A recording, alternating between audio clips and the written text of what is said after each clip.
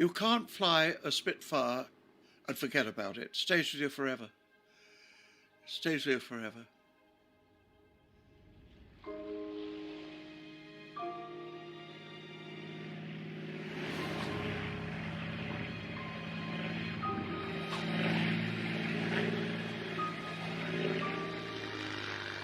The Spitfire was just like a dancing fairy.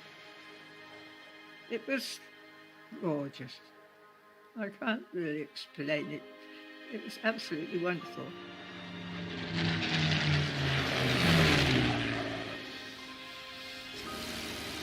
It was childishly simple to fly.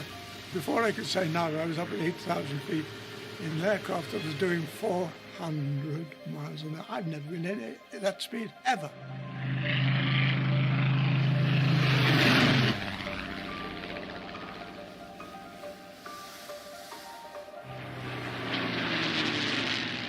It was the nearest thing to having wings and flying oneself. You only had to blow on the control stick and it seemed to do what you wanted.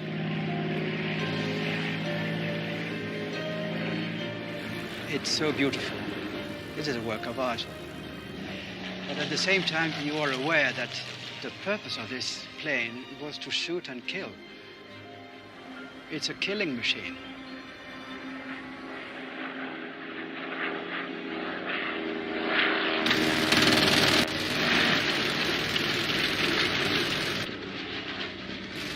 If it's a weapon of war, like a Spitfire, it's a weapon of war, and you've got to learn how to use it as a weapon of war.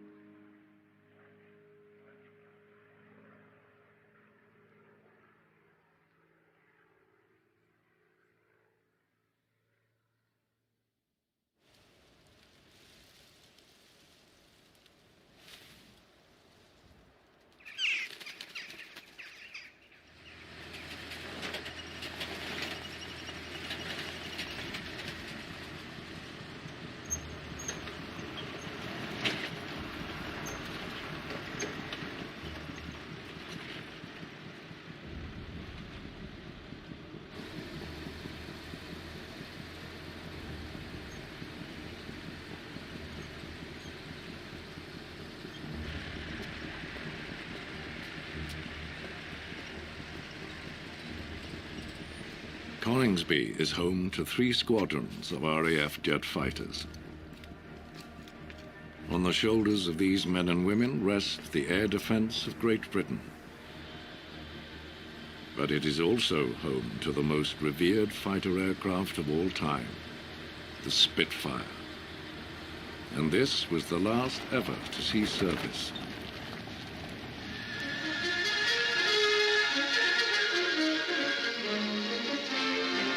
A few of these famous aircraft have been operated on daily Met flights, helping in the task of weather forecasting.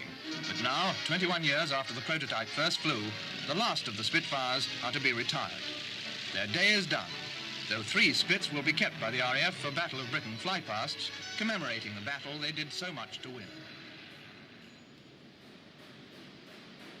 For me, and I think the British people, these airplanes represent innovation, ingenuity, determination, and an unwillingness to be bullied. And really the Spitfire is emblematic of that. This beautiful machine is our Mark IIA Spitfire, and in my opinion, this is the most precious flying machine on the planet, bar maybe the Apollo 11 command capsule, which brought the boys back from their first trip to the moon, or first landing on the moon.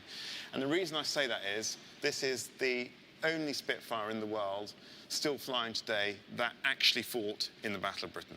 So it's a truly, truly priceless flying machine, and it also happens to be one of the most, if not the most beautiful machine that man has ever made, in my opinion.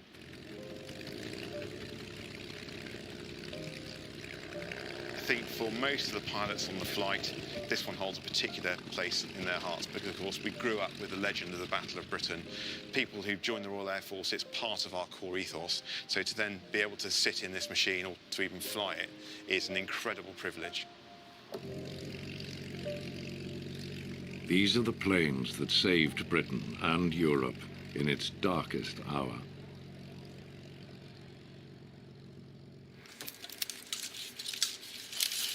At the height of the Second World War, a film was produced which would forever fix the Spitfire in the public's imagination. First of the Few told the story of the famous fighter aircraft and its creator, R.J. Mitchell. What have you been up to? Thinking. Great thought? Oh, terrific. Such as? The birds fly a lot better than we do. You don't say. I do. But then they've been at it some millions of years. We've got to learn from them if we ever want to fly properly. The film had a huge impact and turned a weapon of war into an international icon. See how they wheel and bank and glide? Perfect. And all in one. Wings, body, tail, all in one. But you wait. Someday, I'm going to build a plane that'll be just like a bird. Why, it is like a bird. What a strange-looking machine.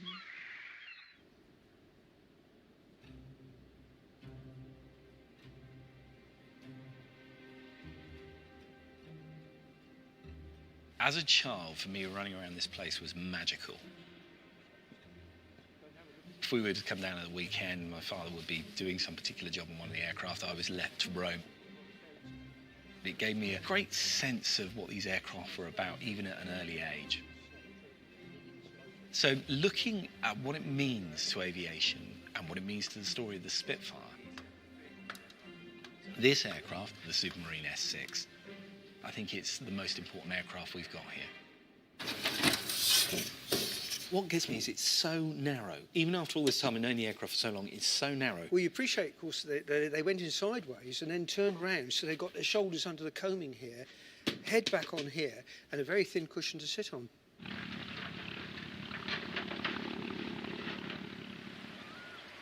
So M248 was built for the Schneider Trophy contest in 1929. The Schneider Trophy was a race for seaplanes. It started before the First World War as a fairly small event in Monaco. By 1931, it was an international spectacle.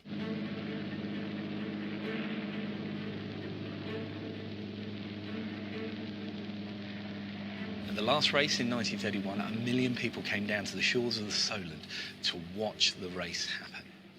These machines like N248 and the Italian machines and the American machines that entered, were the fastest machines on Earth, and the pilots who flew them were the fastest men on Earth.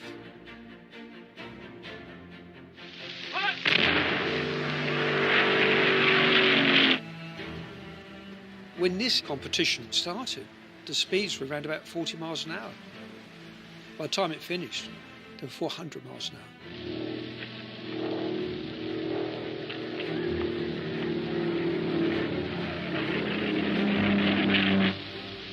Well done indeed. Well done indeed.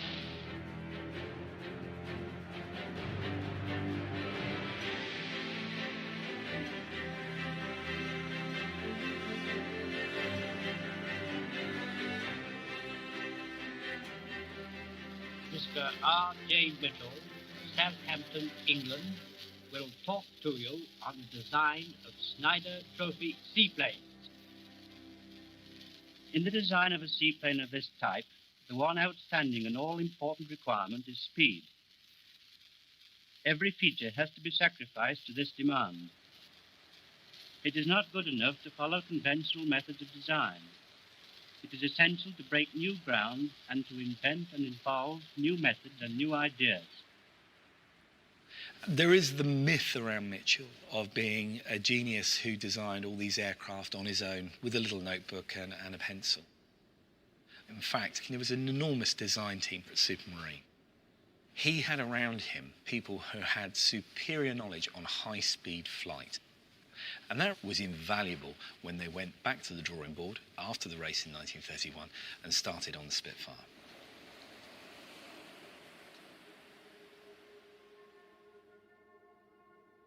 It wasn't just Britain making strides in aviation.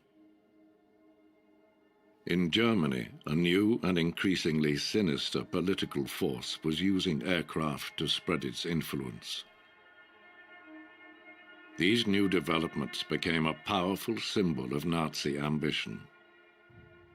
By 1933, this could no longer be ignored. For months now, some of us have been trying to impress on the government that the danger is growing, but this is a democratic country. The policy of the government is the will of the people, or it's supposed to be, and the passionate desire of every sane, thinking person is for peace. Well, Mitchell, what do you propose? I want to build a fighter, the fastest and deadliest fighting aeroplane in the world.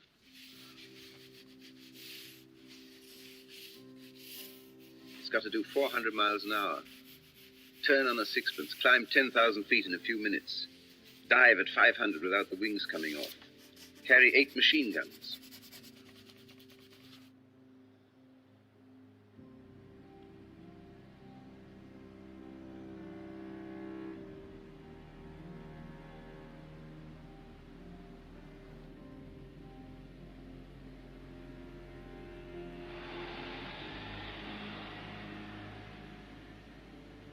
As far as aeroplane design goes, everybody's looking for those few % improvements. That slight edge in performance.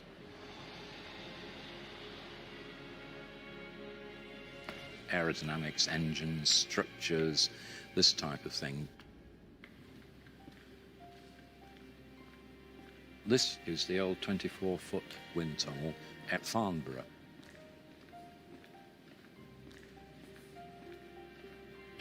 It was used basically to wind tunnel test full-scale aeroplanes.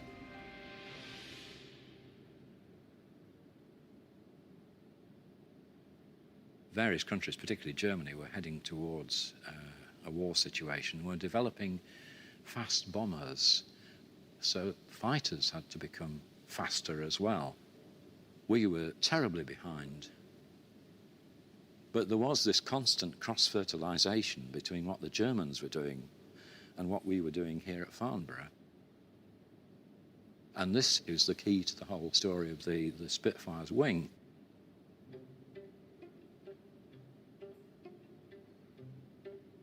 Beverly Shenstone was a young Canadian aeronautical engineering graduate who came over to Britain and then immediately got himself a job with Junkers in Germany to try and find out what the Germans were doing in this area. I think there has been suggestion that he might have been a spy, but I don't know about that side of things. He met one of the great names in aerodynamics, Ludwig Prandtl. And it turned out that in 1918, Prandtl had published the description of all their work during the First World War, including the wing planform shaped as an ellipse. But he didn't just draw a simple ellipse. He drew two halves of two ellipses. A bluntish ellipse here and a much deeper ellipse there. And that, I have to say, is not only like, similar to, it's damn well geometrically identical to what emerged on the Spitfire. And I think that Shenstone picked up that idea and brought it back when he came to work for Supermarine in, 1933, and suggested it to Mitchell. So basically, the Spitfire had a German wing. And I suspect that a lot of people have been too embarrassed to say anything about it.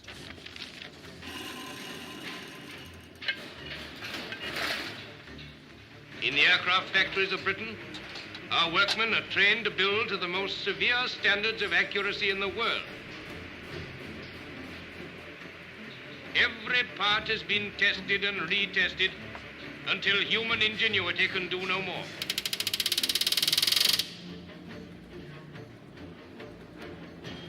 There are over 11,000 parts in a Merlin engine. Over 140 separate machining operations are needed to produce the Merlin crankshaft. Women prove themselves to be particularly adept at this exacting work. At each station, a subassembly or component is added to the engine. At the end of the line, the completed engine is vetted by an inspector who notes the numbers of individual components and assigns a new number to the whole engine. From now on, it has an identity.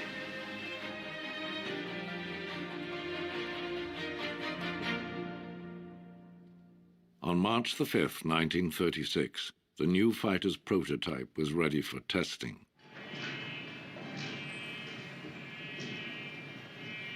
There is only one person alive today who remembers the Spitfire's first test flight.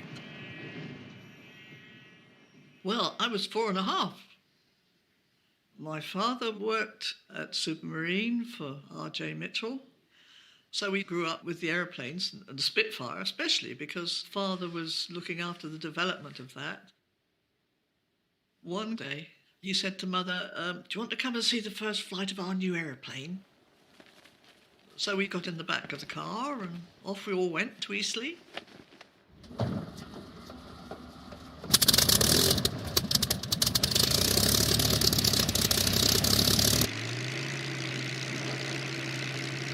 Pilot came out and got in, and then off he went.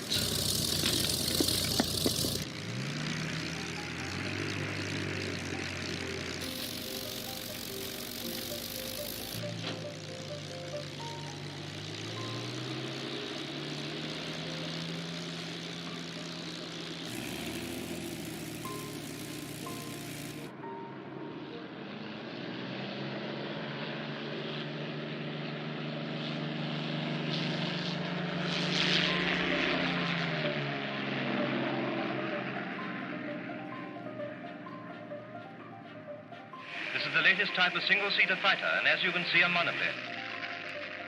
In design and construction, she is not unlike the last Schneider Trophy winner. We are flying along in our own plane at about 175. So what speed she is capable of, you may judge from the pace at which she overtakes us.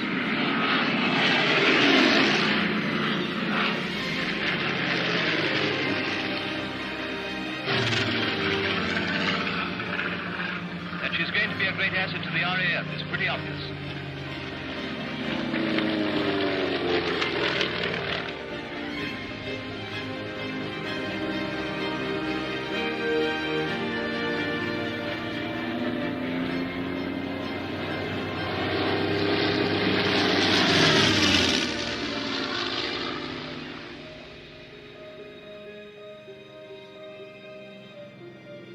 Father was very pleased that it had taken off all right and flown and come back. Oh, that was all right, that was good, or something. And that was the first flight of the Spitfire.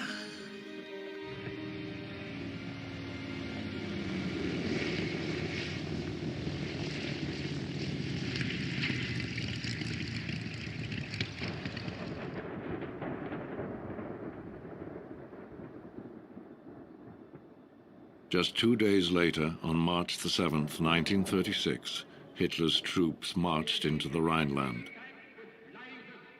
It was an ominous moment for the future of Europe.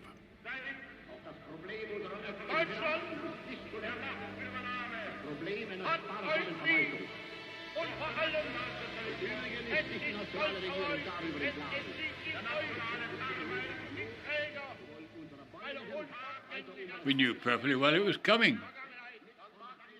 The rise of Hitler and all this business about occupying the Rhine was the time that we realized that there was a war on the way. Churchill had been warning us, kept warning us and warning us all the time about what was going to happen. But at that age, you don't worry about the future. I don't think I had any specific feelings. The average 18, 19-year-old is not terribly interested in what's happening in the future. I certainly don't remember thinking, oh my goodness, you know, a war possibly coming. With the threat growing by the day and time running out, Britain needed the Spitfire. But in June 1937 came a terrible setback.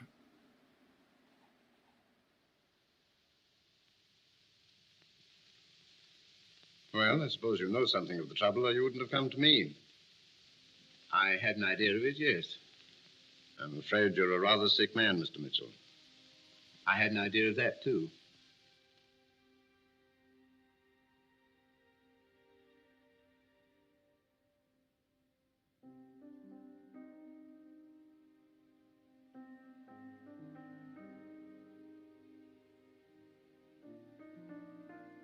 Well, he'd been ill for some time. We weren't aware of it being children, but obviously Father would have been.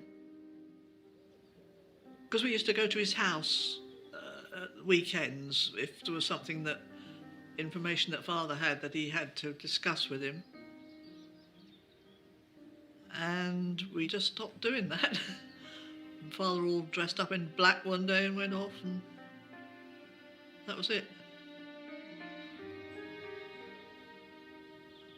It was very sad, obviously, for everybody, especially in the team, when their leader's gone.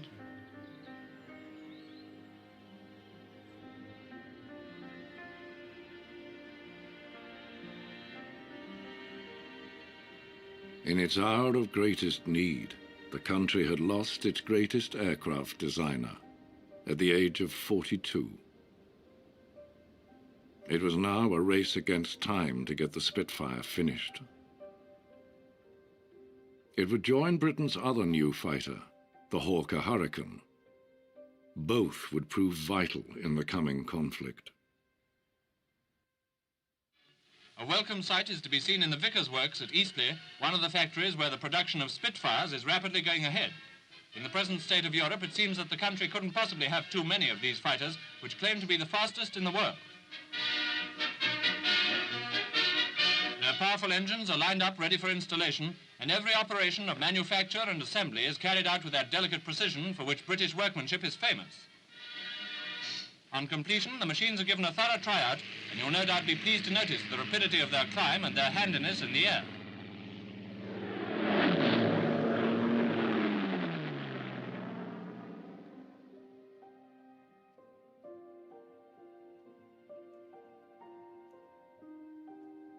I had reached the dizzy age of 19, and it was a time when everybody was beginning to think of joining up. And I decided the best thing to do was to join the RAFVR, Volunteer Reserve. And in due course, I did get called up for flying training. So my flying career started in the Tiger Moth. I wanted to fly, and it was an expensive business. So I thought, well, the cheapest way is join the Air Force. Then they probably pay you to learn to fly. I wrote off to Air Ministry saying that basically I was leaving school within a year and wanted to fly an aeroplane, and could they give me a job, really?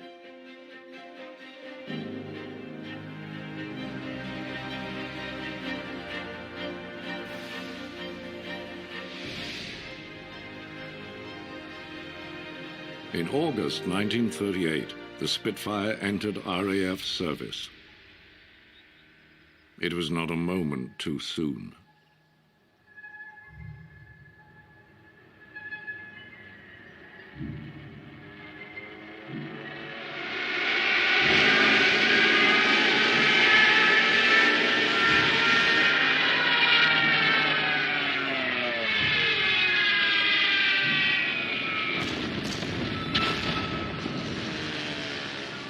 This morning, the British ambassador in Berlin handed the German government a final note stating that unless we heard from them by 11 o'clock, that they were prepared at once to withdraw their troops from Poland, a state of war would exist between us.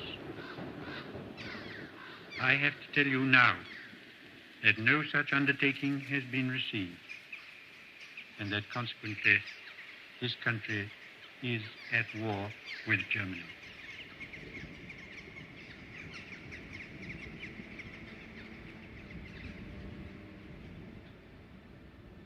Came over the radio that we were at war, had half a mug of wine each, and wished each other good luck, and that was it. It was quite emotional at the time.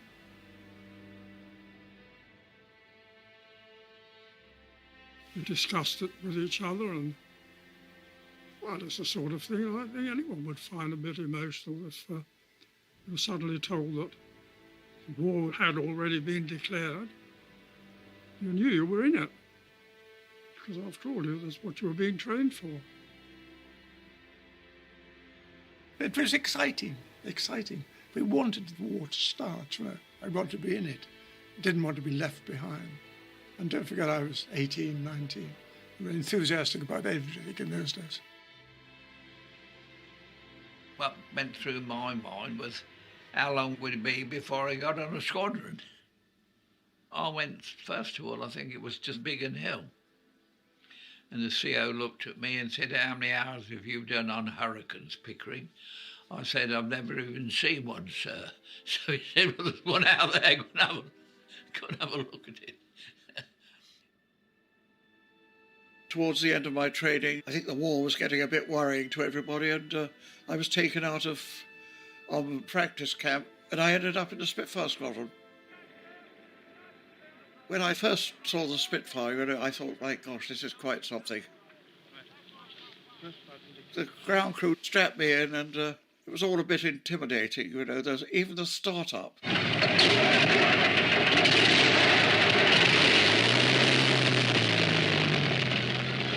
Smoke coming right back. I can see it now.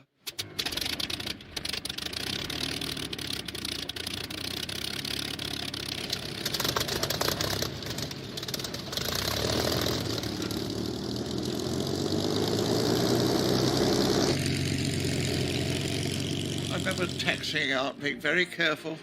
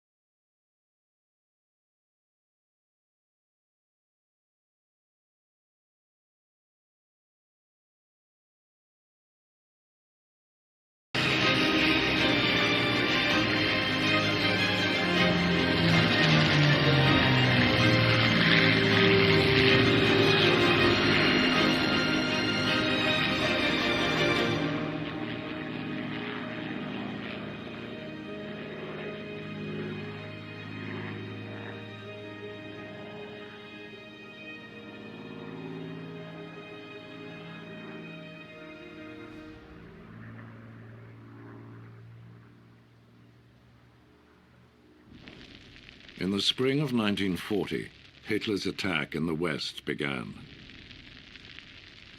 Europe crumbled.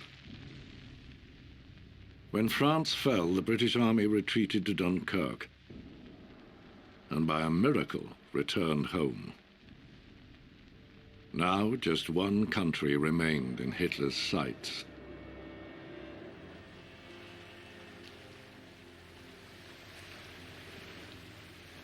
What General Weygand has called the Battle of France is over. The Battle of Britain is about to begin. Hitler knows that he will have to break us in this island or lose the war. If we can stand up to him, all Europe may be freed, and the life of the world may move forward into broad, sunlit uplands. The Germans were going to land with 250,000 people on the south coast of Britain, between Brighton and Dover. Had they landed, they'd have won, without a doubt. And the course of world history would have been changed. We fully realised that we'd got to stop the Hun from getting over. We knew that we were an important line in the defence, the fighter pilots. If he ever landed and secured a foothold, we'd never get him out. There was never, ever any thought of defeat. Never. We were cocky, we were bees knees. After all, we got wonderful aircraft to fly. We were very fortunate, in spite of the Treasury, that we had Spitfires and Hurricanes.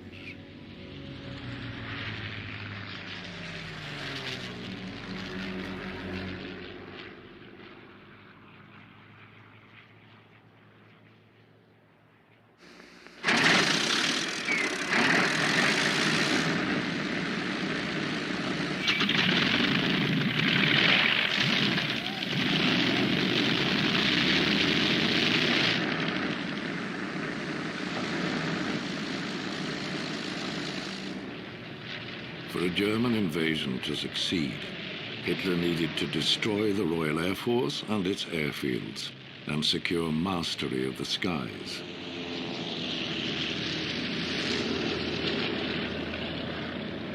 The Luftwaffe had 2,600 aircraft. They outnumbered RAF Fighter Command by 4-1. For most of the young pilots, it would be their first time in action. If they failed, the country would fall. Obviously, we were going to be involved in a pretty serious business. Being shot down didn't appeal to me. So I thought, how do I avoid it? Make yourself a difficult target. How do you do that? Never fly straight and level for more than 10 seconds. It's always the German you did not see that shot you down.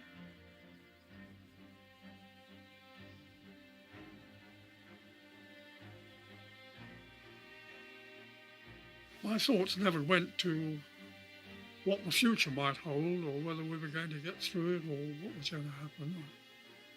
After all, we were only about 19 or 20, 21, so we were pretty young.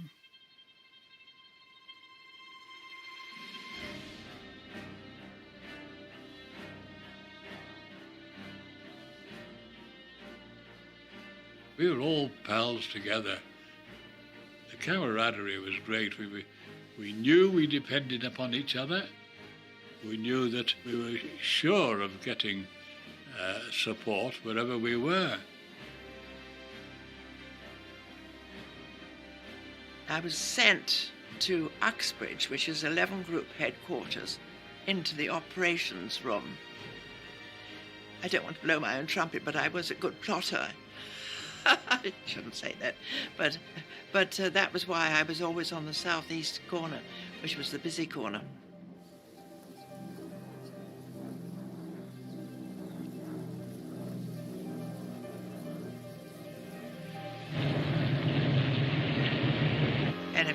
was picked up on the radar. All that information was sent to Fighter Command. They sorted it out and then sent the plots out to the groups. So he'd say scramble, and they would have to get up in the air.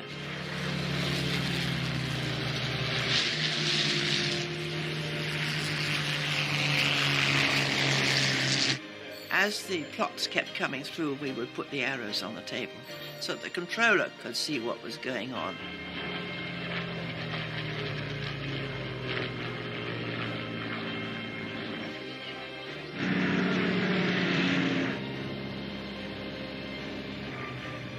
The controller had the information and was able to pass it on to the pilot.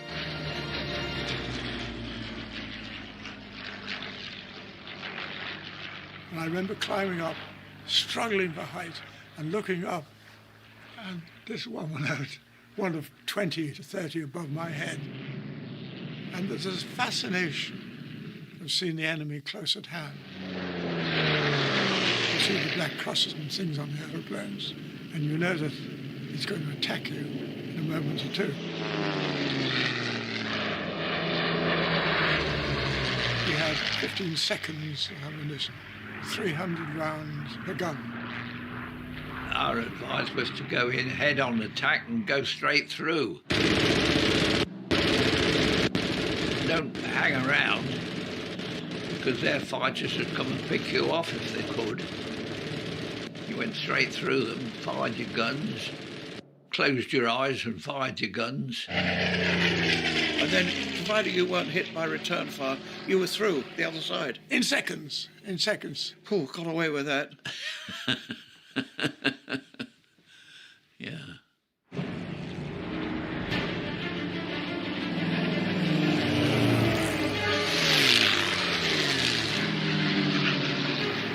We've got 109 Spitfires and Hurricanes screaming round. You wouldn't know who was who half the time. We were up here in the Spitfires, but you could see what the Hurricanes were doing. I remember 3 Hurricanes diving into 500 Heinkels, and the Heinkels scattering.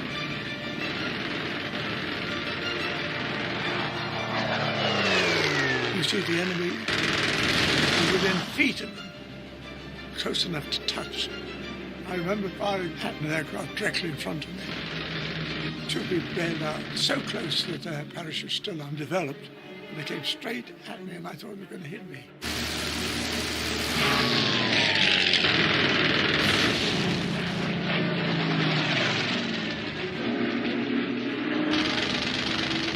There was this bang.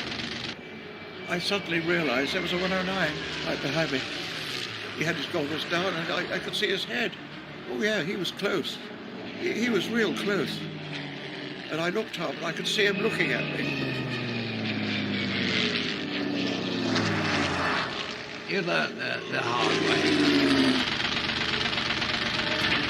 Once you saw flames, you didn't stop on board an aircraft. It could easily just blow like that, and it wouldn't give you a chance to get out. Release that pin, and out you came like a cork out of a bottle. I remember landing by parachute in the guards depot at Caterham. They took me to the colonel, who very quickly opened a bottle of whiskey to have a sip.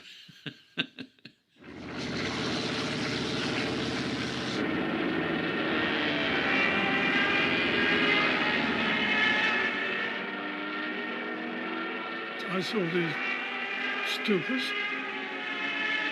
Once they'd finished their dive, they didn't climb up again. They stayed low and headed out towards France. And so it made it easy for us. In recent operations, RAF automatic cameras, taking film of the small home movie type, were attached to Hurricanes and Spitfires. Built for the job, the camera fits into the wing. It automatically takes pictures when the pilot fires his machine gun and stops when the gun stops. I attacked one of them, I think, and it was shot down. The other one went into the sea. You don't have any feelings about it. All you think about is trying to get a decent shot at it. I can't help it, but I did enjoy it. But and I think probably quite right. It's from the human point of view. I suppose you shouldn't say you enjoyed it when other people alongside you were being killed. But I'm afraid I probably did.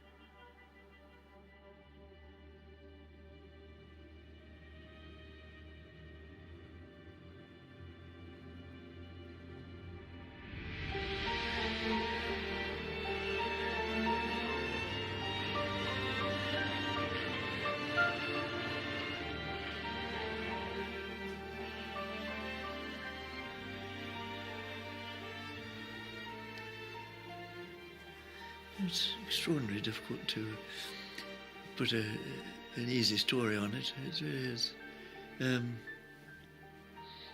Certainly were times when was quite frightened of what was going on. We all three got on his tail, and I can remember after firing at him, he was just more or less skimming along the water. And although I didn't knock him into the sea, the chap following me certainly got him, and he burst into flames and went into the sea.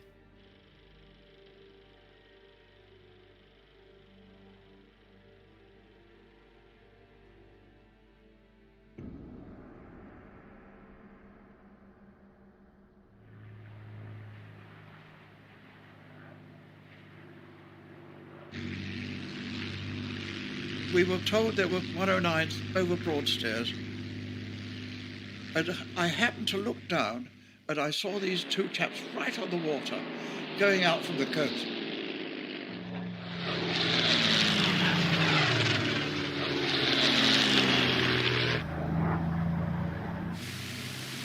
And we quite clinically got behind them, right on the deck. They hadn't seen us.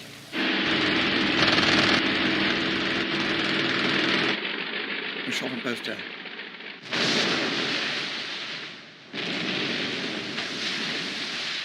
Just a boom, boom.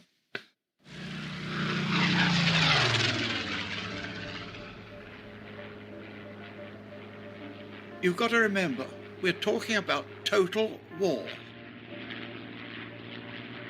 And we were up against it because there was nobody else helping us. All the continent had fallen down, and it was us against this monster.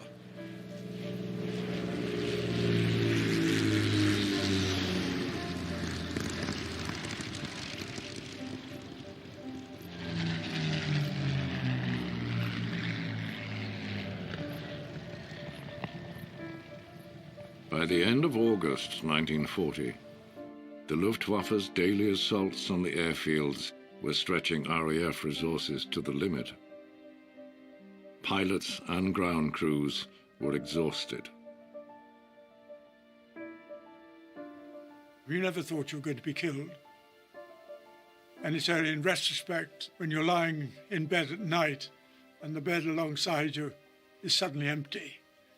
The fact that they were killed 20, 30, 40 miles away means that you wiped them for your memory. You never got too close. You kept yourself at a certain distance, because inevitably you would lose friends. There's no doubt about it.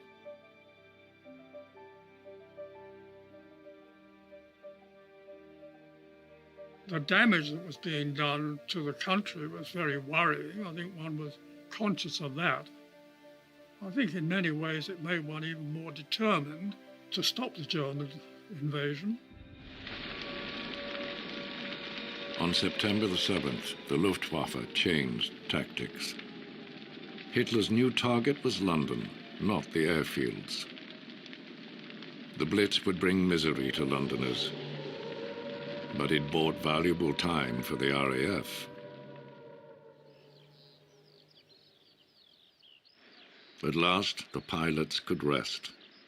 The runways could be repaired, and aircraft could be serviced.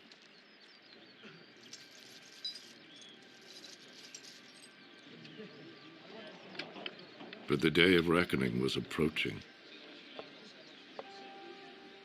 I can remember looking up at the sky and thinking it's going to be a lovely day again, you know, oh God. And I offered up a little prayer. It's going to be a very busy day, O Lord, and if I forget you, don't you forget me. Give me this day, please. Please, give me this day.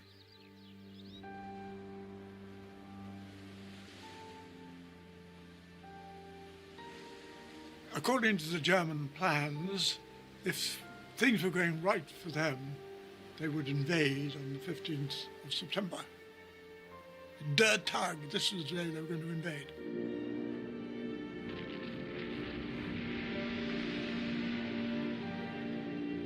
That was the day that Churchill came down, and I was actually on duty that day. But we were not ever allowed to turn out round and look up there at all. You know, we always had to keep our heads down and look at our plot.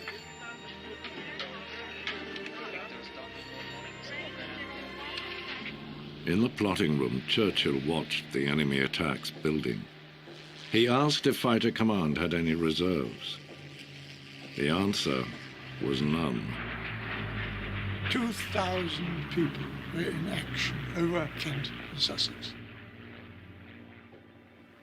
I flew 4 times that day.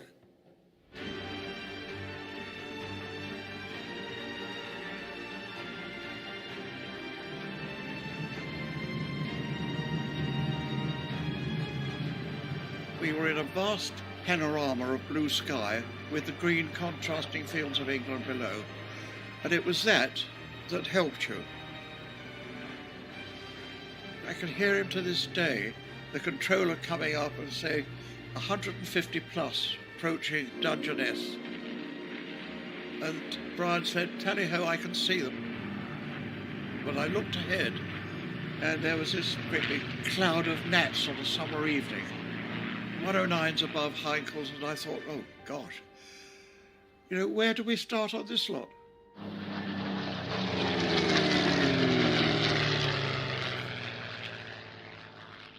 I kept a diary. I was not allowed to keep a diary.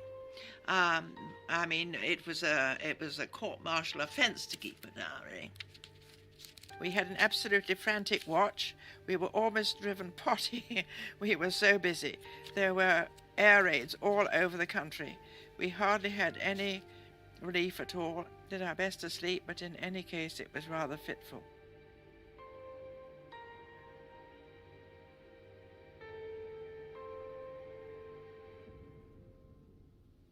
On the 15th of September, enemy aircraft were falling like confetti all over the southern counties.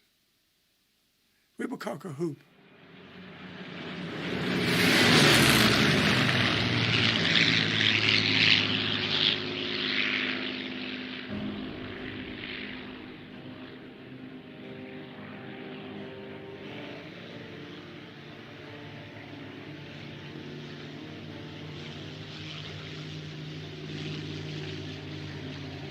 September the 15th marked the turning point of the battle. When it ended 6 weeks later, it would become the first defeat of Hitler's forces, the first victory in the fight for freedom.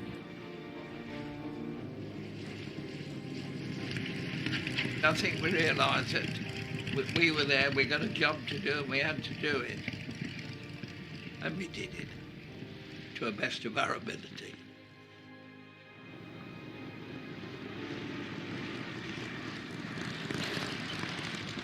Always remember the elderly ladies in the East End of London and come putting their arms round you and giving you a kiss and saying, "Keep 'em away, boys, keep 'em away."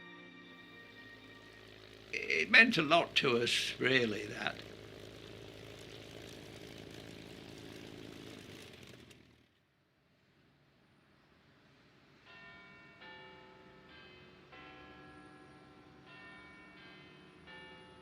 The gratitude of every home in our island, in our empire, and indeed throughout the world, except in the abodes of the guilty, goes out to the British airmen who, undaunted by odds, unwearied in their constant challenge and mortal danger, are turning the tide of the world war by their prowess and by their devotion.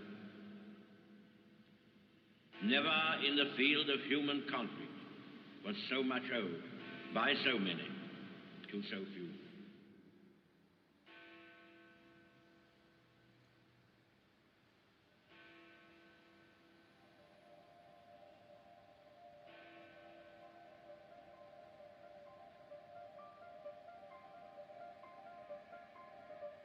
The constant drone of machinery in our aircraft factories is the music of victory. Over acres of floor space, men and women are turning the money from the thousands of Spitfire funds into machines for the RAF. Despite heavy bombing, the two factories in Southampton and Birmingham continued to build Spitfires in large numbers.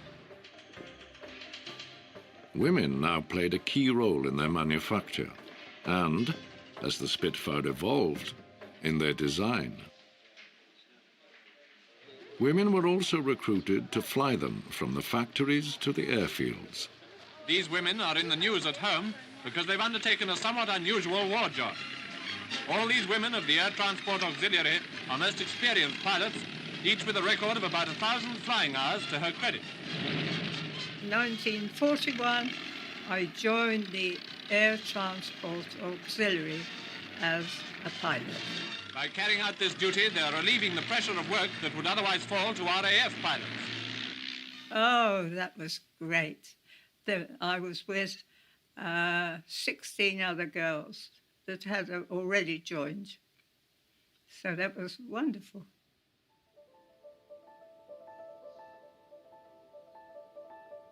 And at that time, I think I was one of the youngest ones, and so had to behave myself.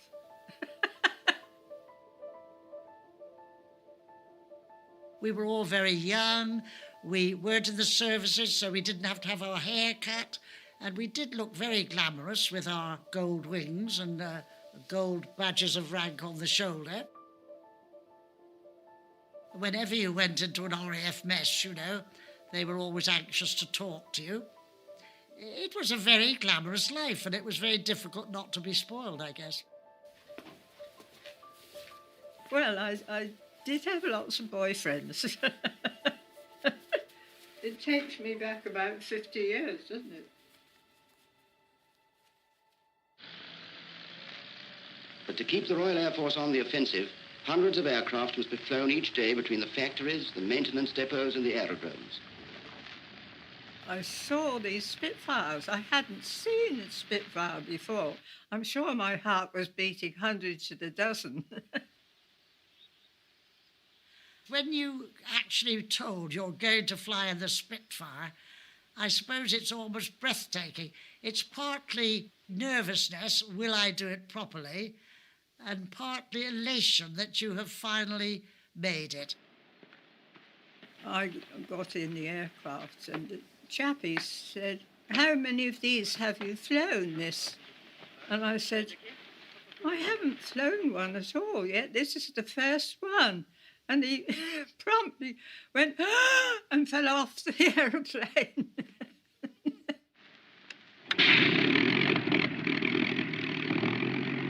I was excited and I started the aeroplane, taxied out. Fortunately, made a perfect takeoff. Up in the air, I thought, I'm here, I must do something. So I went round and up and down.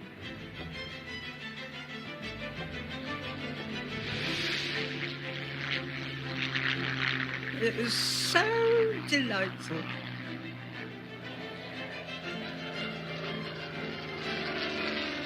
I had a lovely time before I had to land it.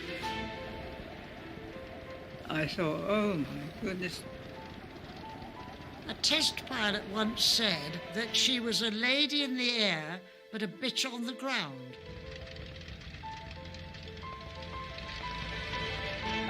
Now, this was because she had a much narrower undercart than the Hurricane, so you had to be very careful in landing.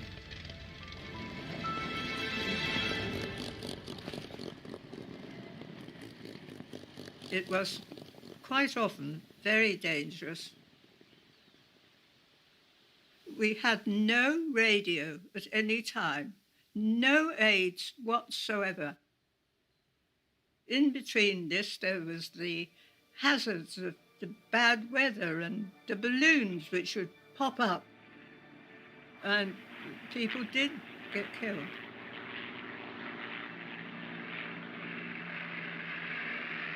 There were casualties, and one heard of them all the time. But I think the thought of what was happening in the war as a whole was always in the back of our minds. There was always news coming through of either defeats or setbacks, and it was a nice feeling, however modest, that you were doing something to help the war.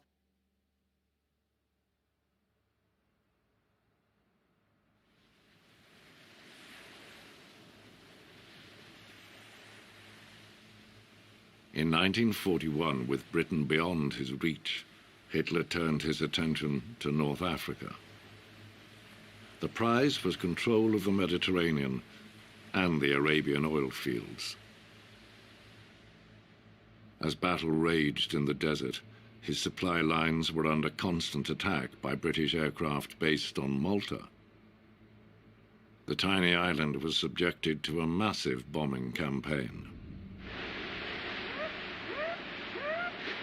It had to be defended at all costs. With Spitfires being held back in Britain, Hurricanes were sent on aircraft carriers to do the job. The young pilots would face a new challenge, fraught with risk. None of us had taken off from a carrier or landed on a carrier. So the day arrived, and we were going to fly off at dawn. Now, I hated flying off at dawn. I used to think, why in God's name don't we take off at lunchtime after a good lunch? And you always had to do it at dawn.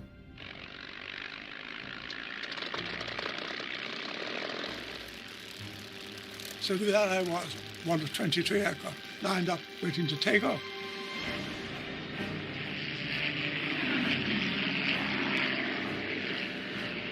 We were being led by a Fulmer. Now, there's one thing that was worse than the Hurricane. It was a Fulmer. It was a useless aeroplane. And we were going to follow the Fulmer all the way to Malta. And everything was radio, silence. We weren't supposed to utter a word in case we gave the whereabouts of the fleet. And we did go for an hour. And suddenly the Fulmer, which is leading us, had an engine problem and disappeared into the cloud. So I was left there. I didn't have any maps. I didn't know where Malta was. All I knew was surrounded by the enemy. And I was just 20 years of age. I didn't know what to do. And I flew around in circles with 10 people following me around in circles, with them looking at me as a leader and me not knowing what to do. And I can tell you, I prayed. I didn't know what to do.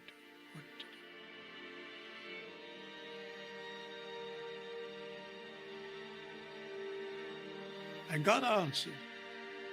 He doesn't answer you with a flash of lightning. He puts something in your head that you've never thought of before. And I thought, what I'd better do now is fly all the way back to Gibraltar, which was 850 miles in the opposite direction. So I set off. By the grace of God, I came across the wake of the Navy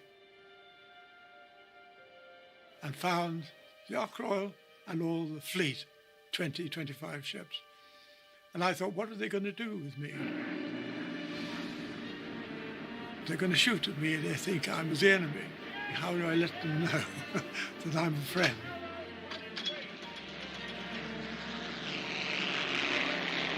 So then they found another fulmer. They scrambled it, and we began to follow it again 20 feet above the waves.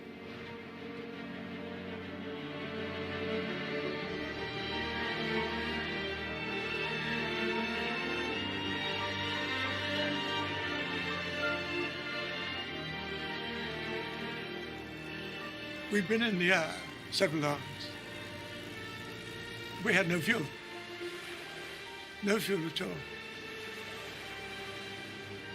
And Malta suddenly appeared. And I remember going over the cliffs. And I was approaching Lucca, and the airfield in front of me rose up. Bomb blasts and craters. All the time I've been looking down to see where I was going to land on the ground. I looked up, and the air was filled with Germans, about 50 or 100 of them. I said, sod it, no matter what, I'm going to land out. So I landed between all the bombers. And 2 days later, we heard the air raid sirens going. And then these 3 109s appeared 20 feet above the ground, firing. And the bullets were going through the tent above my head. They wrote us all off before we'd even taken off. So we didn't have airplanes to fly. And suddenly, the Spitfires arrived in March 1942, by the grace of God.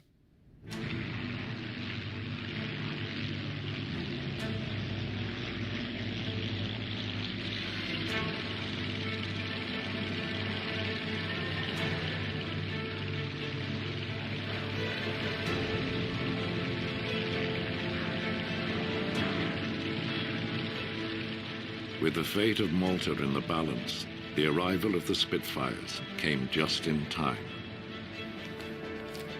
And that's 124 Squadron, the first squadron that I joined. In those days, I was a sergeant pilot, and there I am, 2 in from the right there, a very young 18-year-old. Now, I was posted to Malta, the Eagle, and that's the one we flew off. They took it 1,000 miles down the Med, and we had the rest to do. We just had enough fuel to make it comfortable to get into Malta.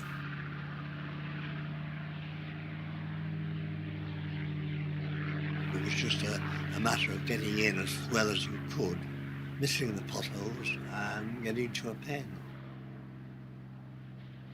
Within minutes, my Spitfire was being refueled by swarms of airmen passing petrol cans to one another to fill it up. Amazing. I mean, you only just arrived there and your Spit was ready to fly. Welcome to Malta.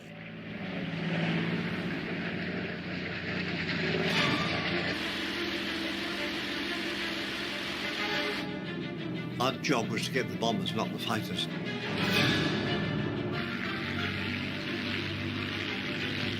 We had to get as much height as we could, because then you had an advantage of coming down.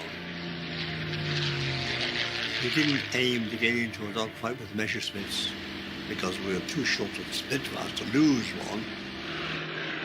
Hit the bomber.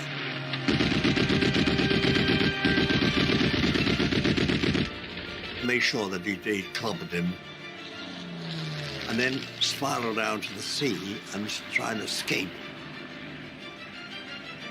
But Messerschmitts soon cottoned on to this, and they followed down. So we ended up with a dogfight anyway, at sea level, fighting for my life. When 2 of them attack you, you get your sights on more quickly, and keep your eye on the other one coming down behind you. You get a quick squirt. And then always your eyes are flicking towards number 2 coming down. You've got to outwit him, you've got to outfly him. You sweat profusely. And then you're not sweating because you're hot, you're sweating fear. And it trickles down your forehead and then from the eyes, it trickles down into the mouth and it's salty. That's fear. It's a salty taste.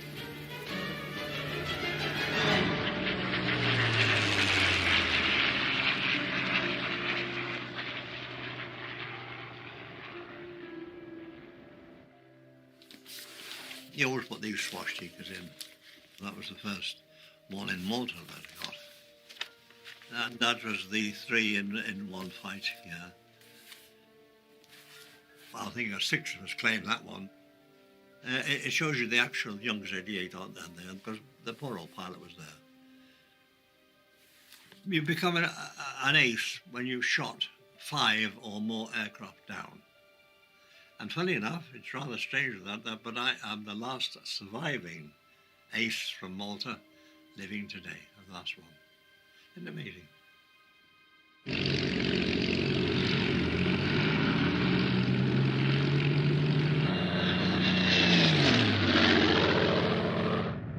The Spitfires had done the job.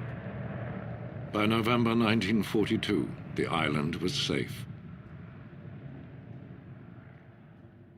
The tide of the war was turning. The United States and the Soviet Union were now fighting on the Allied side. With the constant need for pilots, the RAF became a truly multinational fighting force. They came from all over the world and from the conquered countries of Europe. And they all wanted to fly Spitfires. I remember first flight from the Polish wing, 3 squadrons of Spitfires over France. The object was to throw the gauntlet, come and fight, and by gum they did. 3 Spitfire.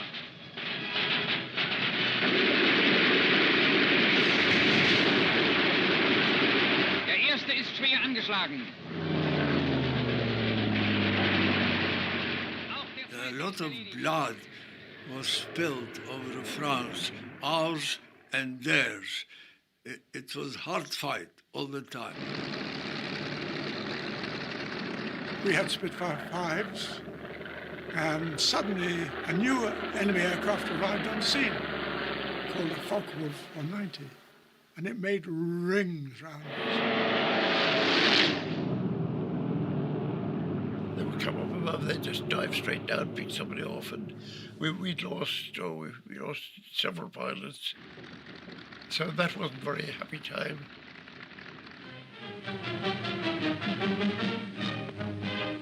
Very interesting indeed. Something we've been wanting to examine for some time, the Focke-Wulf 190. The RAF forced it down on the south coast of England, where an armed patrol promptly grabbed the pilot before he could do any damage. Now it's in the RAF. The 190 was a very potent airplane, so we had to respond.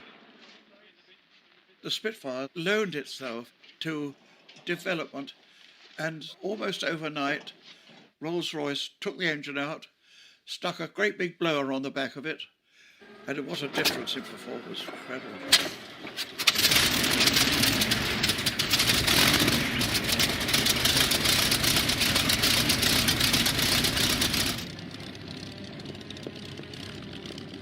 Spitfire 9 was a really very, very good machine.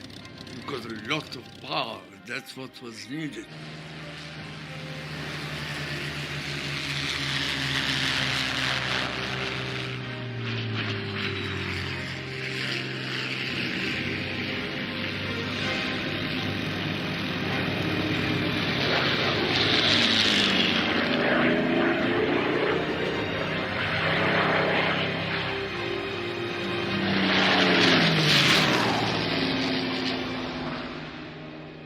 When you got to a height of about 10,000 feet, you suddenly whoosh, and a supercharger came in, which gave us an extra bit of life to go higher.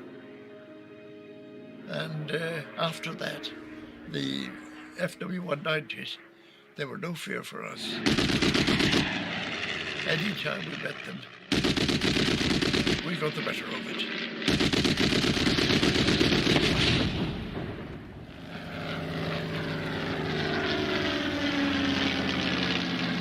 The new Spitfire had helped to secure aerial supremacy.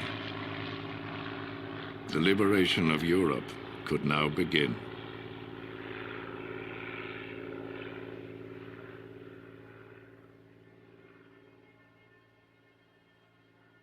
In 1944, we were stationed down at Bognor Regis for the forthcoming invasion. We saw them painting black and white strips under the wings of our planes for identification. We knew what that must mean, but we still didn't know where or when we were going. And on the evening of the 5th of June, we were all called over to briefing. And when we got into the tent there, we saw a big map of Normandy. And that was our first knowledge that that was where it's going to be. And of course, this was June, when dawn came early, and we didn't get any sleep. But I do remember, though, we were all sitting around in little groups, talking, because we knew that this was going to be the biggest day of our lives.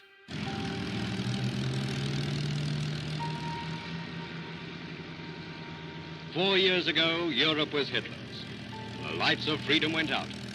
Now the world of free men strikes in all its assembled might at the weakening chains of bondage. Here are the first pictures of the opening of the second front. Pictures which security demands should be meager at this stage, yet thrilling because they carry the first flush of excitement as the mammoth task gets underway.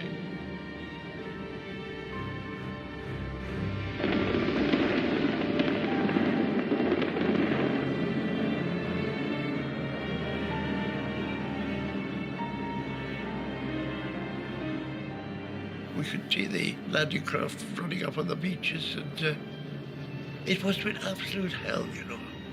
We were completely detached from it. On D-Day, I went over there 3 times, and it was quiet all the time. We never saw the German Air Force. Quite honestly, if they had turned up, they would have had a very, very hard time. So it's not only the RAF, but all the American fighters were up there as well. Very, very successful, actually, because the whole of northern France there was covered with fighters. While civilian Britain sleeps, history's greatest story is being written.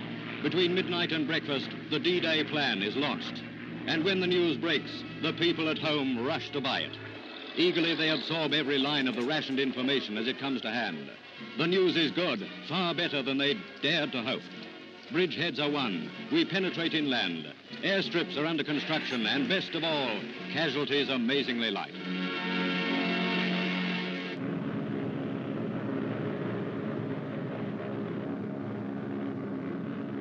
We used to escort bombers, and they were dropping bombs on woods, and we never knew why. We did know that the Germans had some sort of a secret weapon coming.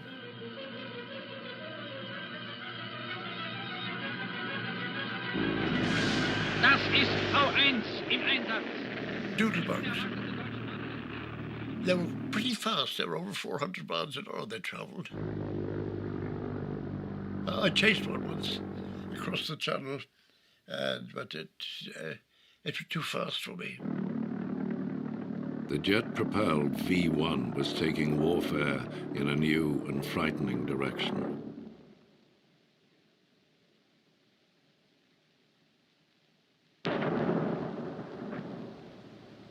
The country needed an answer.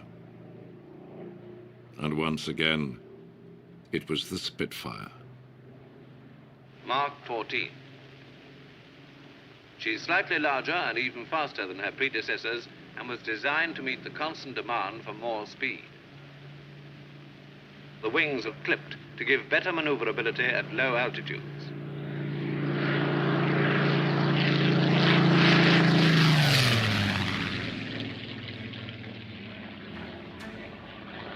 a completely redesigned fin and rudder was essential, for the Mark 14 had an even more powerful Rolls-Griffin engine.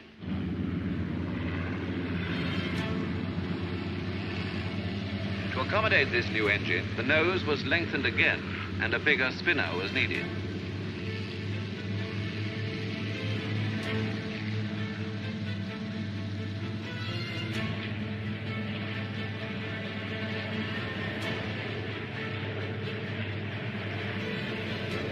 Spit 14 was a Griffin engine. That was no slouch. The acceleration was something like I'd never experienced before. That was a real Spitfire.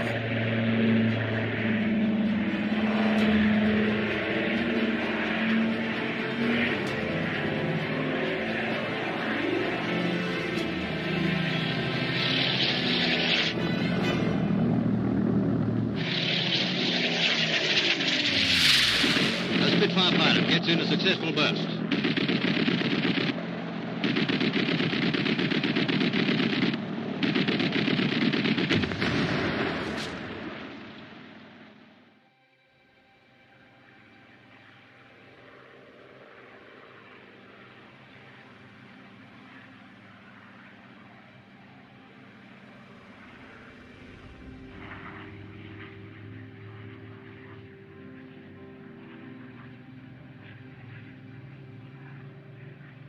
The Spitfire was built as an interceptor fighter.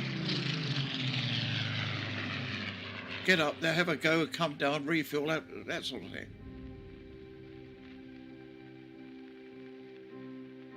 But it went on to be developed into 24 Marks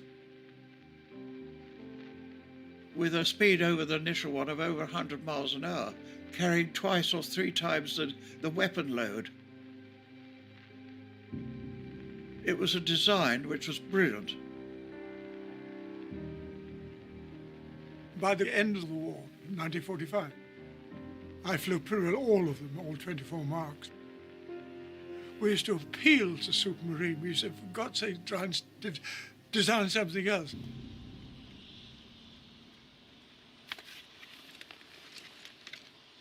You got to the stage where the engine was so powerful that the aircraft was turning around the propeller rather than the propeller around the aircraft.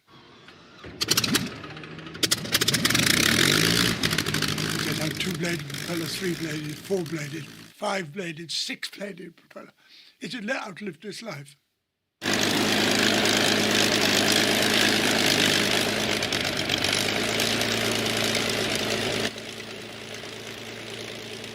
"22,000 Spitfires were built before the jet engine brought its life to an end.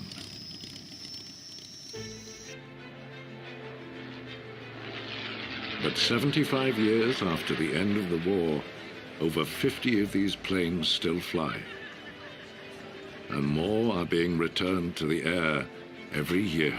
Well, it's the extraordinary thing about public opinion, isn't it? It does funny things.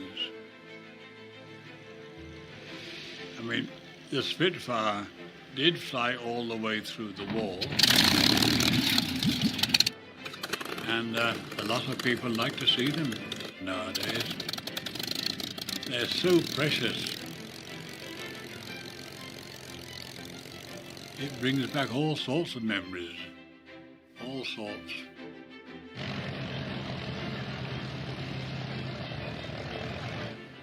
I am amazed to this day of the reputation that the Spitfire has, and especially the pilots. Amazing how people have got onto this Spitfire business.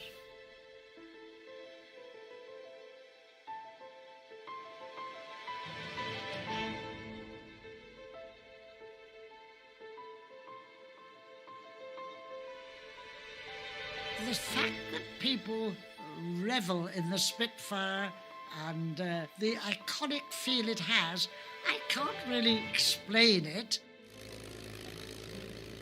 You know, there are some who would rather have a flight in a Spitfire than spend their pension money on a Jag or something, I think. That must tell you something.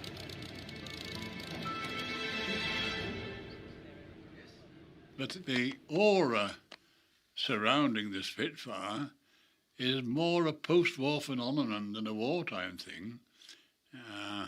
It was just an instrument of war then.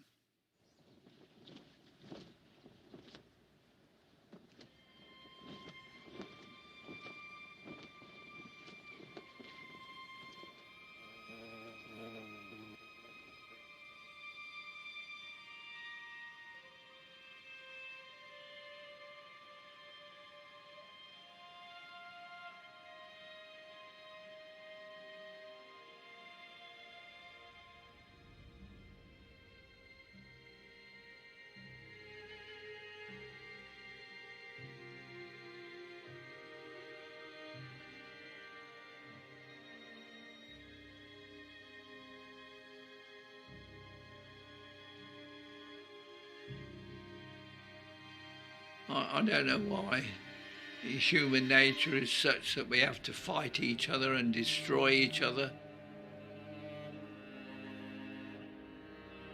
Well, it was something which I was asked to do, and I did. But life's very strange. One gets tested and checked and things like that. You've got to try and live a life where you try and not upset other people.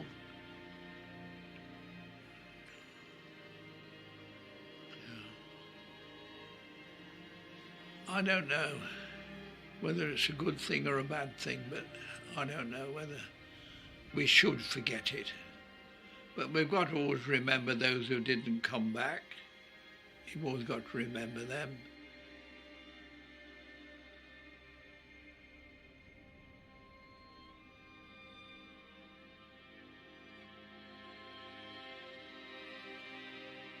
At the time, one didn't think anything of it at all. I'm very proud to have taken part in it. And, I think all those who took part are. I think the chaps who are still alive, I think they have a certain pride in it. There aren't many of us left alive, you know. We're not getting any younger. I suppose in another 5 years, I doubt if there'll be any of us.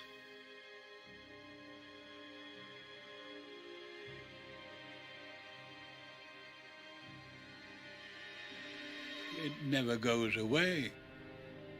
Never goes away, this threat of warfare. The generation before us had been through a war. The generations after us have been through wars. In all conscience, the world needs a change from all this hostility and warfare. The world needs a change.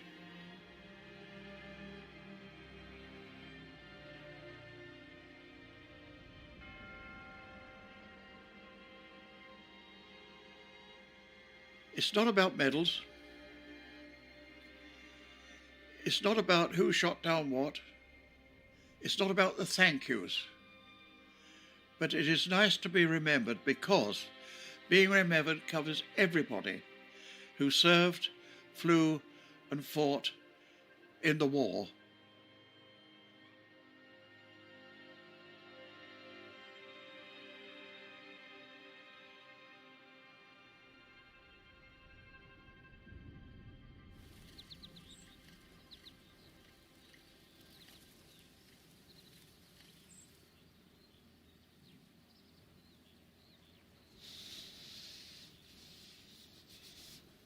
She is original, 98% of her. All the skin panels and all the inner parts, they are original 1944. The reason for it is that she never saw combat. She was actually delivered from the factory by Mary Ellis, who was one of these ATA girls, the Air Transport Auxiliaries.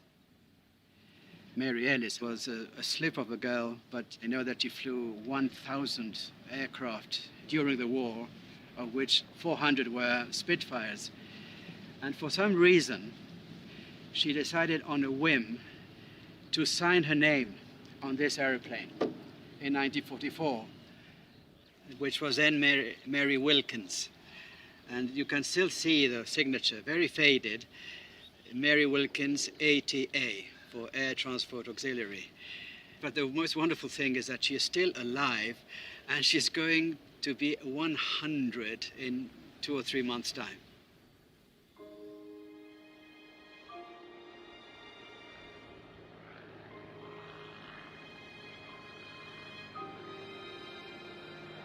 This wonderful Spitfire that I flew in 1944 on a delivery flight from the factory is coming in this afternoon. I can't wait.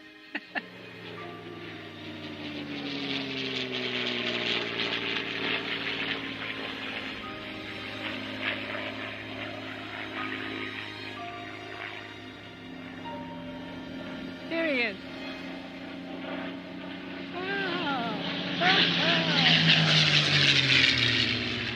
Oh, how lovely.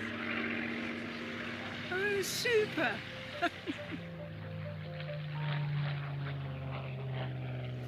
It seems so small now, doesn't it? Spitfire.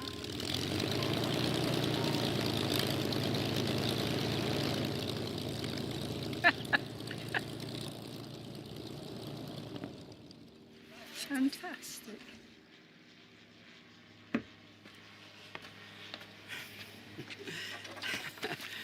Dear Mary. So great. Oh, it is so great. So good to see you. How are you? I'm very well, thank you. Always excited about this one? Yes, of course. I flew about 1,000 aeroplanes during the war. Yes. That's the only one I've signed. That's the only magical. one. It's fabulous. And what came over you that you decided to sign this one? I suppose it was a romantic mood. I was thinking some handsome RAF chap might be fighting, you know, and suddenly see my name and contact me. And look you up. It never happened. It never happened. No, until now. Don't tell your wife I said that. I won't. This is between us and all the cameras. Yes. Would you mind stepping inside again and sign the airplane again for this day?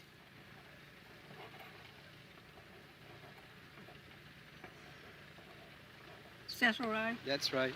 Thank you for allowing me to write on your aeroplane. Delighted and honored.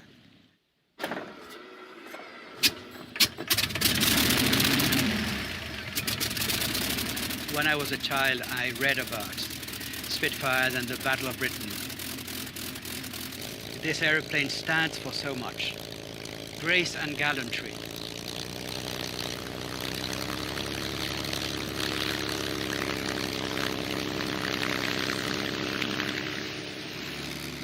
She is a symbol of freedom. Here he comes. Here he is.